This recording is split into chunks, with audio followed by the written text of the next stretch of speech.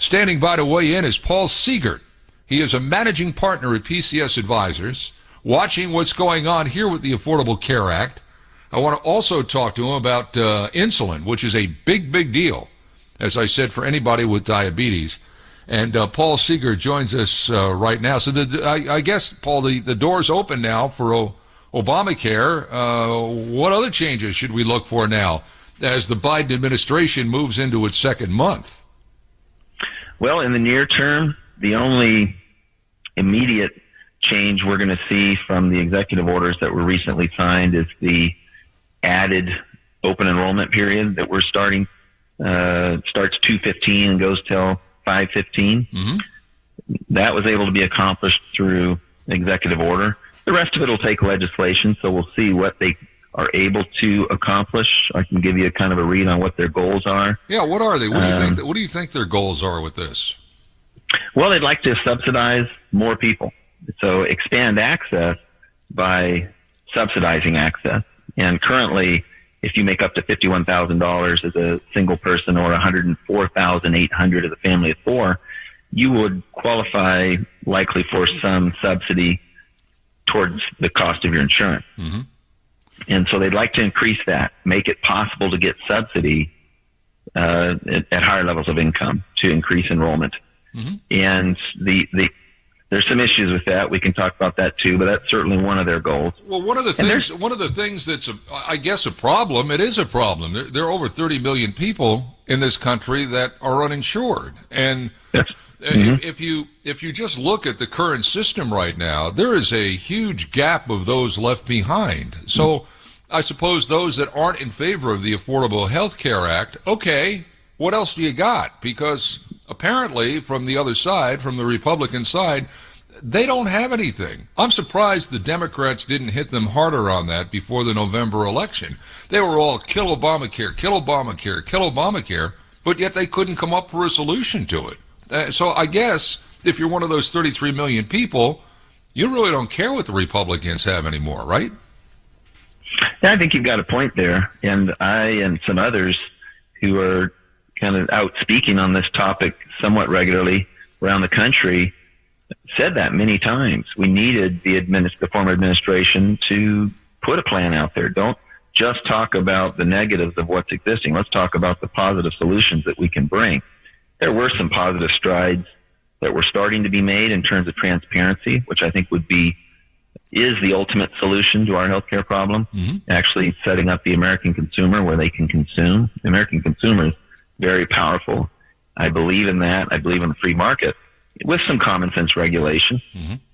But when you have a marketplace where you've trained the consumer to consume in terms of copays and deductibles, and they have no access in real terms to what healthcare costs, then you've got all these bad actors behind the scenes that can then just wildly inflate costs, and you get an inflationary portion of your economy like we see. Well, among those that put Joe Biden in office are people that think that that's the antithesis of what health care should be. They want single payer. In other words, they want the government to provide you with your health care.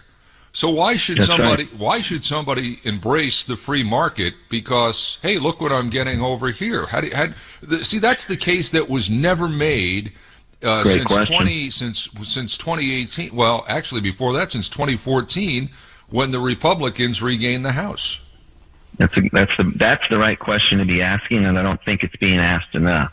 If you look at the real outcome or the goals of Obamacare, the ACA, and what's becoming Biden care, it's to get more people covered. That's not a bad thing. Everybody would, I think, agree with that. But it does not address cost. In fact, if you look at the outcomes so far with the ACA, what's happened to our healthcare system as a whole, according to the Kaiser Family Foundation, deductibles are up 87%, and premiums are up even more than that. Yeah. And we've got $82 billion in medical debt being held by Americans, many of whom have insurance, $45 billion in collections. So that's not a great report card, and that's in large part because so much of the conversation always seems to be around how can we get more people covered. We also need to address how can we make healthcare more affordable, because the cost of insurance and the cost of healthcare just aren't that related. in our system, unfortunately. Yeah. I think one of the problems there is you can't identify the bad guy. Where's the bad guys? The bad guy is it the insurances, the insurance companies? Is it the way the doctors game the system? Is it because most people who are in the medical care profession, doctors, nurses, whatever, they're controlled by a finite number of people. Most of the little neighborhood doctors or the family doctors have been gobbled up by these giant healthcare providers. Who's the bad guy? Who do you go after to try and change all of this? That's a great point. You've got these health insurers. Certainly, if we say who have been the big winners in this last stretch of years with the ACA, health insurers are the biggest.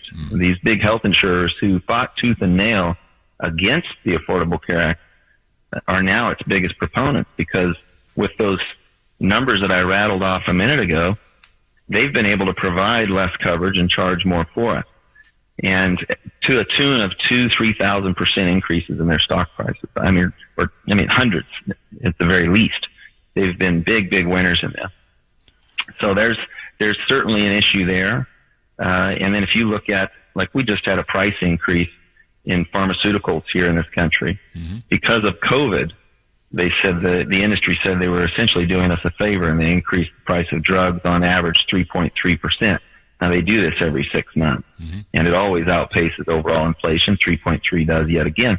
But when you drilled down into the data, what you saw was they increased prices on 50% more drugs than normal. And their normal increase is, say, 5. So that wasn't really a gift. And you've got that happening in each cost driver in healthcare. And when there is not any transparency and there's no reward for consuming well, and you don't have the tools to consume well, you get runaway costs.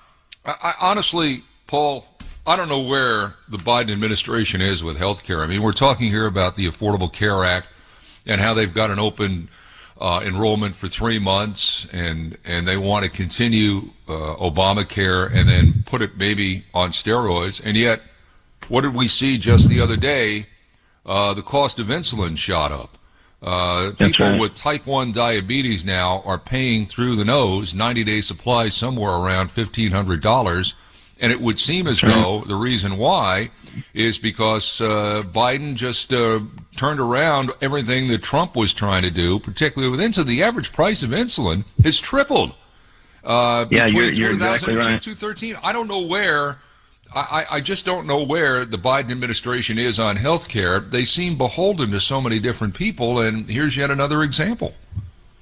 Well, I can tell you it's a fact that millions of dollars were poured into this election cycle by these big players in our healthcare system, and insulin is a pet peeve of mine. I mean, that's just such a hot topic in my mind. You've got that insulin that you just talked about and referenced.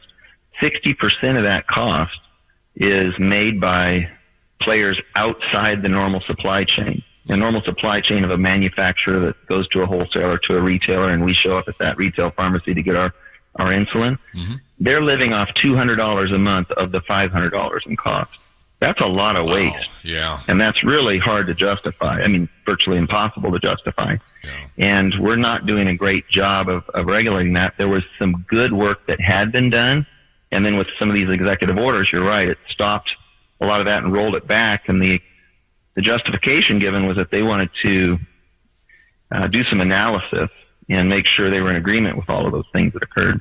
Although it's hard for me to understand why seeing those costs go up would be a good thing. Yeah, you and me both. Paul Seegert, he is managing partner at PCS Advisers.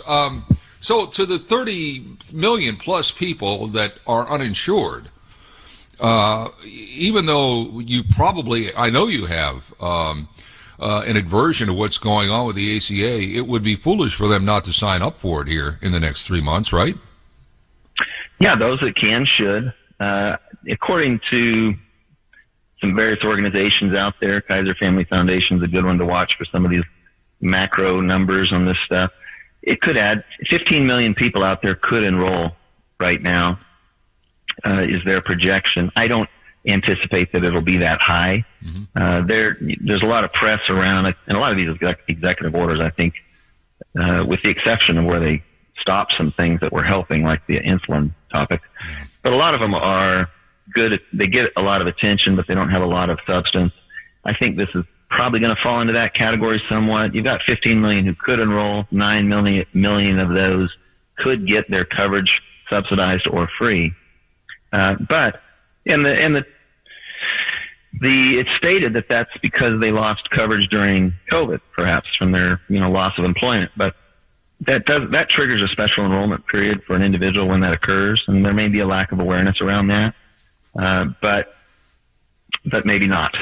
So we'll see how that actually plays out. At 15 million people enrolled right now, I'd just be absolutely shocked. Yeah.